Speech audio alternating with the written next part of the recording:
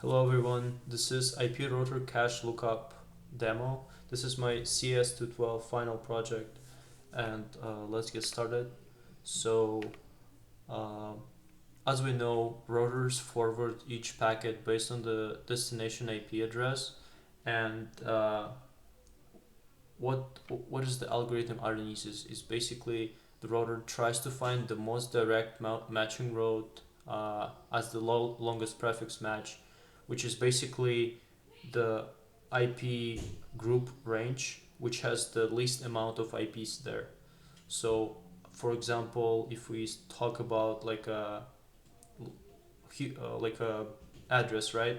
We can see that if we just provide the city, it's not really close to where the person might be located, because there are so many streets inside the city. And what if we provide, for example, street address? There are still many houses there that we can go through. And if we, for example, provide zip code, this is actually the more direct, and the most direct one would be if we provide like apartment number or the home building up number, right? So this is basically the same way as it works for the routers. And as we scale, uh, we're going to talk about the analysis, why caching needs to be implemented, and what are the benefits of it. So this is the analysis of the basic traffic of the routers in between. So we can see that the linear scan of routers, if we just try to find the correct route, will be uh, lookup speed will be O of n. So, and the memory will be low, since we store just uh, one one like list array where we can have all those roads, and we just go through them until we find the correct one, the matching one. And act like if we truthfully speaking, the scaling is not an option there. It will be much harder to do that for the linear scan. And then we're talking about the try, the longest prefix matching uh, algorithm. So basically, we're using in this approach we're using the try as the uh, data structure, where we have the complexity of W, and which W means the amount of bits the IP address have. Um, and then we get the memory will be used more, since we're having the try where each node is one bit. It's rather 0 or 1. It has left and right that goes like, if goes left it's 0, if goes right it's 1. So we, for example, to list one IP, we would need to connect each of the nodes from beginning to end of the IP address that we have, right? And then we can store the actual data, the road, the port number, or something else in uh, in the end. And then there's the caching. So try plus the look-aside cache, it's the best lookup speed of one if we hit the cache hit. And for the caching, we used hash map, where we store the key as the IP address we have, and the value is the actual value, like the port number we get, and wherever we need to go there. So the memory will be the same high as the try, even more, because we have a hash map there. And but when we're talking about the speed, it's actually much better, because for the routing, um, the common thing is that there are specific IPs that you can see being like transferred to the packets being transferred to over and over again.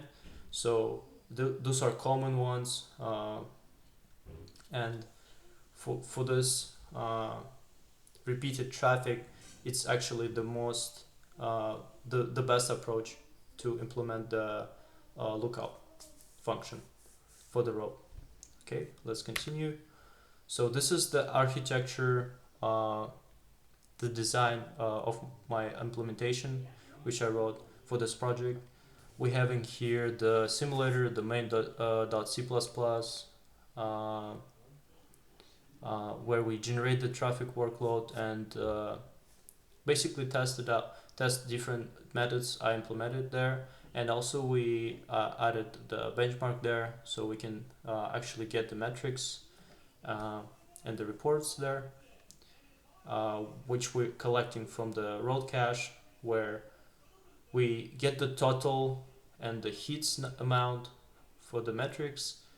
Also, we have the unordered map as the data structure for the caching, and we also use the IP hash as the custom implementation for the hashing, because I, as a bonus, implemented the IP version 6 insertion.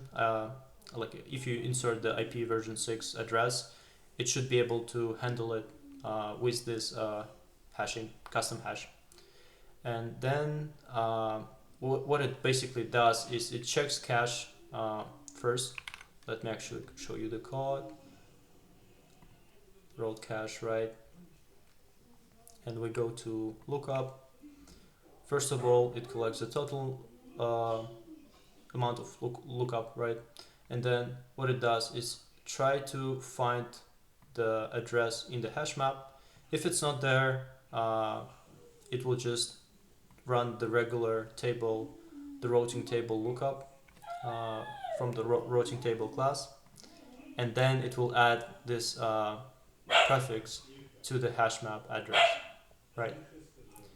So we are saving it in the hash map and then we return it. But if it's already there in the hash map, we just also collect the data for the benchmark, which is the hit for the cache, and then we just return the value from the pair key value, right, for this address in the hash map. Yep. And oops, let's see. Yeah. So, and I also used like try as the backbone data structure for everything, as I already told you. And then it goes the routing table, which adds the add the road and remove road from the routing table, right? And then the lookup, which uses the LPM algorithm to find the correct node which has the data. So if I go to the routing table and I go to lookup, as you can see here, I'm using the LPM, which I implemented in the try because I saw that it should be a core implementation method for the try interface, right? So we go here and we have so what it does is basically we start from the root node and then we go through the connections, and we have a best prefix, which basically calculates the best prefix we can have for this IP address. And then what it does, we have a while loop here which iterates. We get the bit from the address and width, right? And then here we go and iterates through the list. If bit equals 0, that means we go to left. So current switches to left, and we continue, right? If bit is 1, then it goes to the right side. And the loop goes until we also check for each node. We also check the hash value, if it's true or not. This is the field I have in the class here. I can show you, try here. This is just a true or false boolean field we store here, has value. By default it's false, but if we add value there as like port number, for example, it should be marked as true. So if we go back here, yeah, we making sure that it's true, and if it's true, that means the data is there. So then we saving this as the best prefix, and we go until the index reaches the width of the width of the address, right? So the amount of bits. Then let me just continue to the presentation. So project implementation, as I already described, routing lookup table, longest prefix match algorithm, then look aside cache to skip heavy try lookups, and then for the consistency, I would like to add here that, for example, when we add some new road, right, or we remove the road, we need to make sure that routing table, routing hash here for the lookup, we're adding road, right? When we add road, we just use the regular try adding, but then we use the invalidate method that I implemented here, which basically makes sure that if we have the prefixes that are like similar to the IP that was added, right, we need to make sure that it will be cleared from the cache. So next time when we add a new one, it will not be it will not return the false information, because we check in the hash map the existence of the address in the hash map first, and then we go to and do the lookup for the try, right?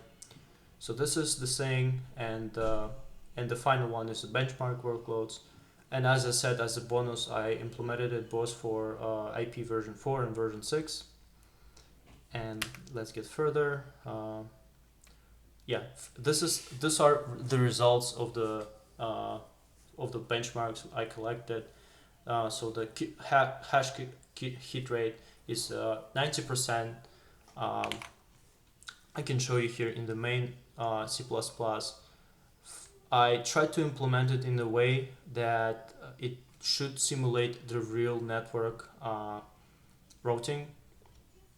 So here I added 90%. I have a coin here, right, which is the random number between 0 and 99.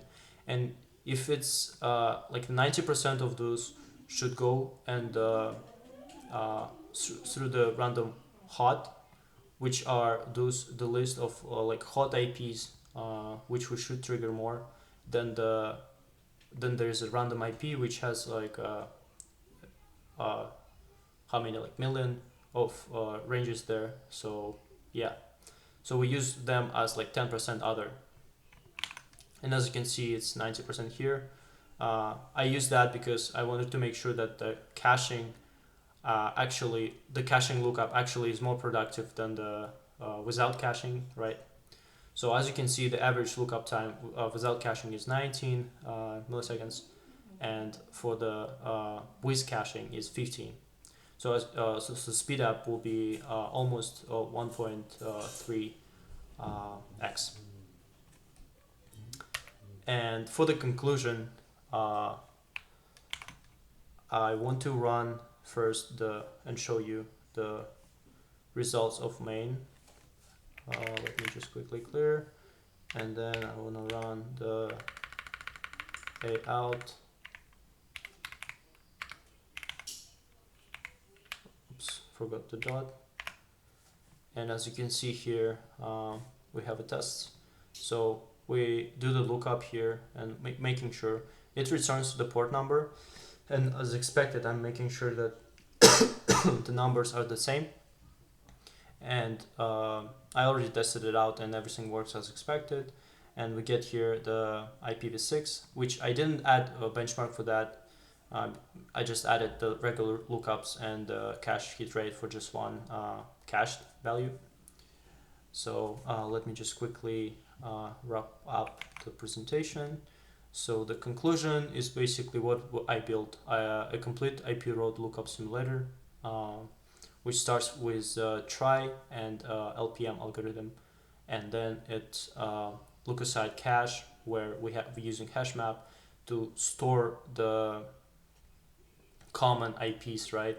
Uh, Basically all IPs, but the most beneficial are the common ones because they'll mostly hit the hash map here and get O of one complexity retrieval, right? And the consistency where when we add or remove from row the row through table, we making sure that the hash map getting the IPs from cache getting cleared, and will be added a new one. So the takeaway here is caching exploits traffic locality to skip the expensive longest prefix match. So it's turning the repeated lookups into optimized O of one hits. And here I just highlighted what I learned here, which were like the most interesting stuff for me is what is actually the longest prefix match and why we're using try in this structure, and the cache trace.